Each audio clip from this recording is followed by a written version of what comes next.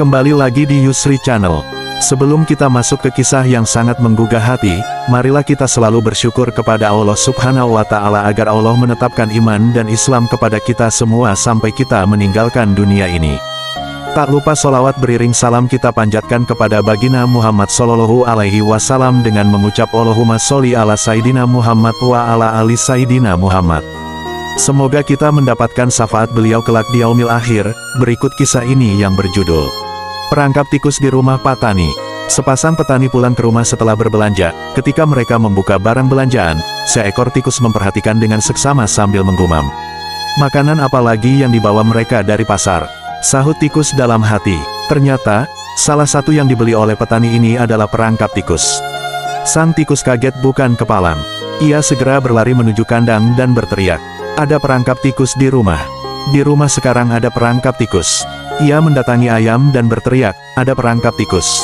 Sang ayam berkata, "Tuan tikus, aku turut bersedih, tapi itu tidak berpengaruh terhadap diriku." Sang tikus lalu pergi menemui seekor kambing sambil berteriak.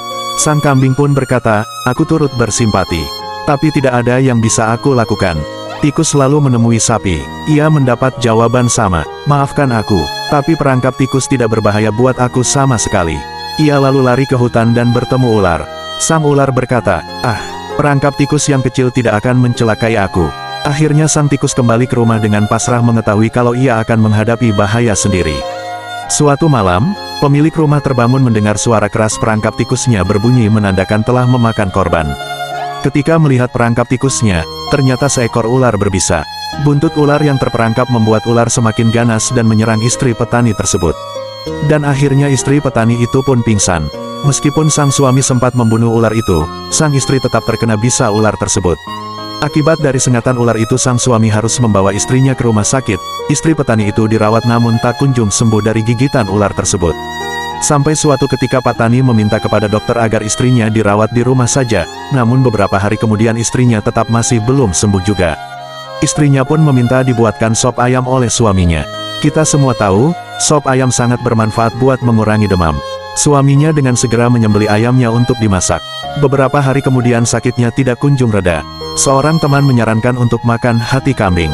Ia lalu menyembelih kambingnya untuk mengambil hatinya, istrinya pun tidak sembuh-sembuh dan akhirnya meninggal dunia.